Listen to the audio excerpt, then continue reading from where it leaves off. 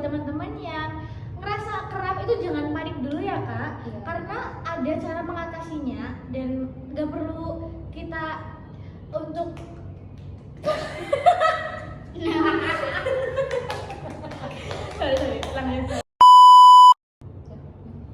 Assalamualaikum warahmatullahi wabarakatuh. Selamat pagi teman-teman. Balik lagi sama aku Faiza Abinaya. Di sini aku sebagai host di segmen Bento, bincang enteng tentang otot.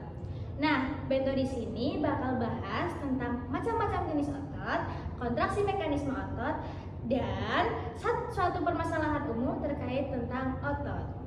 Bento kali ini aku gak bakal sendirian loh. Aku kedatangan narasumber dari Universitas Muhammadiyah Purwokerto. Yuk kita kenalan. Ada siapa sih di sini? Hai, perkenalkan namaku Adina Putri Amalia dan temanku. Hai, aku Maya Aulia Pradana. Nah, kita bertiga bakal diskusi asyik tentang otot. Nah, seperti yang aku tahu, Maya ini kalau di kelas suka banget loh baca buku tentang otot. Nah, Mai, aku mau tanya nih, apa sih perbedaan antara otot polos, otot lurik, dan otot jantung?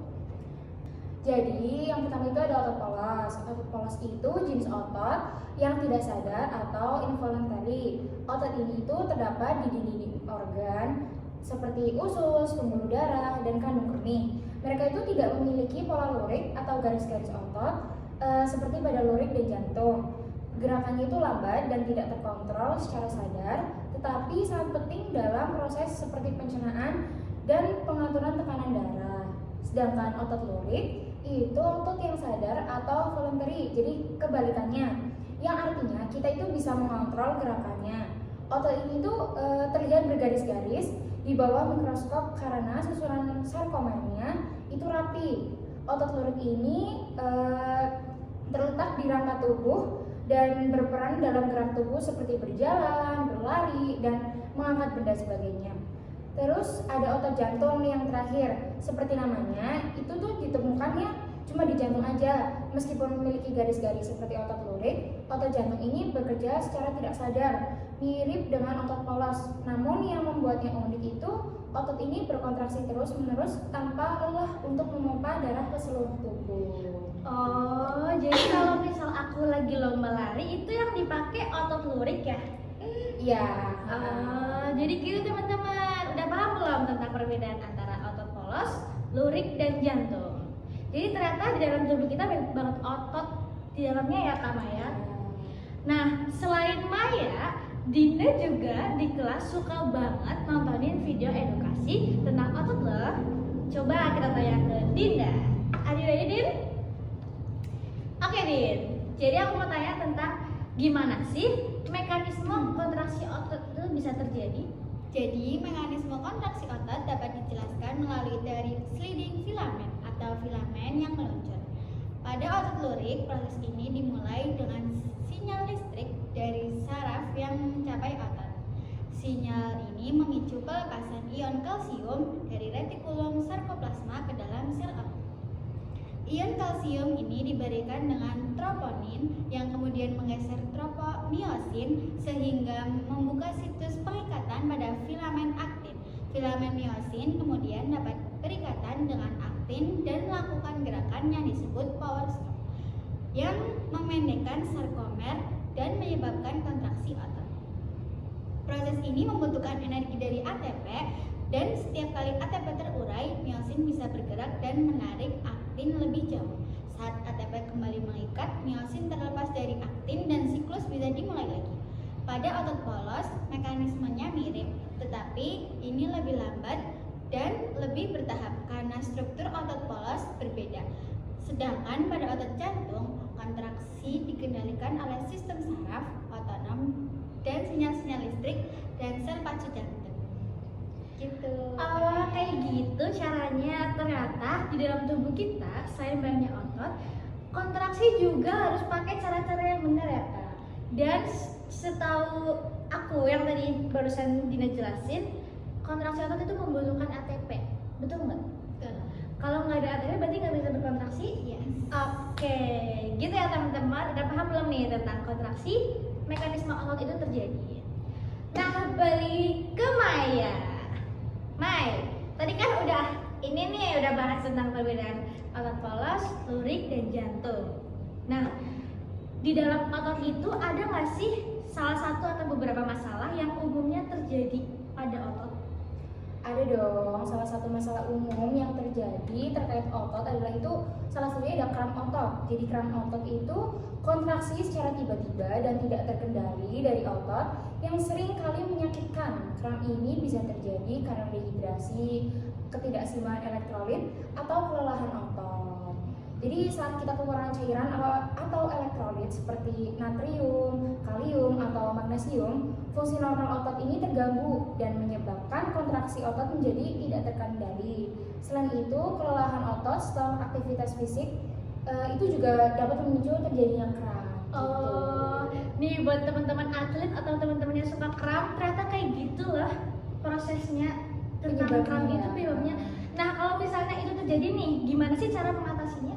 Jadi cara mengatasinya itu dengan cara menghidrasi tubuh secara cukup, mengonsumsi makanan yang kaya akan elektrolit seperti pisang yang mengandung kalium, dan melakukan pemanasan serta peregangan sebelum sesudah olahraga. Jika kram terjadi itu, peregangan dan pijatan ringan pada otot yang kram itu dapat membantu untuk meredakan. Oh, jadi gitu loh guys, cara mengatasi kram otot. Kita nggak perlu panik dan kita nggak perlu risau karena kita udah tahu cara mengatasinya. Nah, kayak kemarin nih, aku ikut event maraton di Purwokerto. Itu aku tiba-tiba di kilometer 12 ngerasa kram dan aku panik. Aku bingung cara ngatasinnya. Dan setelah aku tahu penjelasan dari kakak-kakak ini, aku jadi nggak perlu panik dan nggak perlu risau karena aku besok mau ikut event maraton lagi. Dan itu nggak perlu Dan panik itu kalau nggak perlu terjadi panik. lagi. Iya. Kita udah tahu. Kita udah tahu. Cara mengatasinya. Karena otot itu beda-beda kan. Yang kita pakai otot jantung itu buat apa, dan kalau lari itu pakainya otot lurik. Buat teman-teman atlet yang sering DM-in aku, itu kalian nggak perlu risau karena kalian perutnya tiba-tiba sengkil atau tiba-tiba kram karena ada penyebabnya kan enggak. Dan sebelum itu harus pemanasan dulu. Harus pemanasan dulu, itu penting banget, dan setelah itu harus pendinginan karena biar jadi nggak jadi varises. Oke, segitu aja mungkin, atau penambahan? Cukup ya, cukup. Buat yang belum paham bisa tulis di kolom komentar ya. Segitu aja podcast Bento dari kami bertiga. Sampai ketemu di segmen selanjutnya. Bye bye.